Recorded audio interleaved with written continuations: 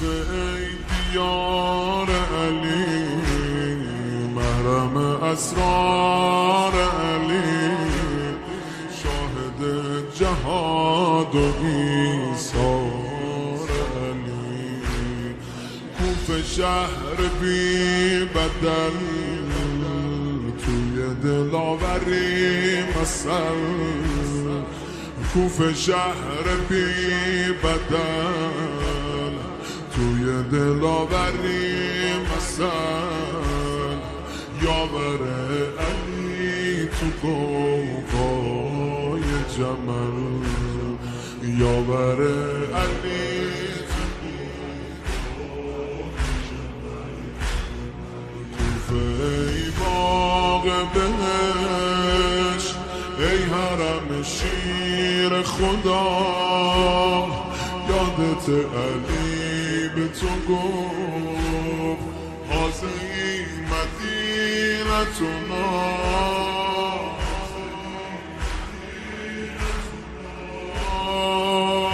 چی شد از راه رفته برگشتی؟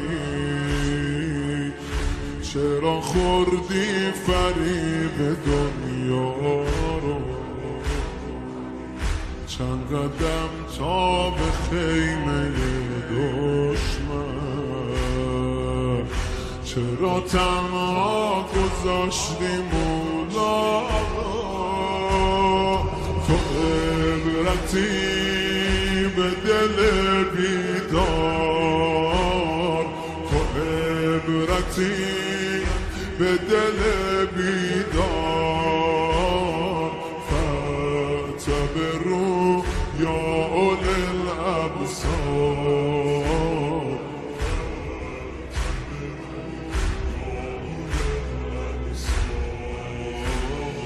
کوفه شهر قیل و قال، پرآرزو رو به زوال، پر از مردای اشباح الرجال. تو که دیدی دل شب با کیسه نون و رطب، علی بود فکر یتیمای عرب، علی بود فکر یتیمای عرب. تو که دیدی همه جا سجده و عبادتشو، تو چشیدی کمی از مزه عدالتشو، مزه عدالتشو.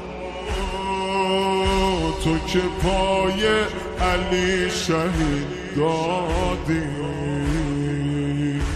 چرا همراش نموندی تا آخر؟ چرا راحت طلب شدی کوفه؟ چرا بیعت شکستی با حیدر؟ قصه میشه دوباره تکرار،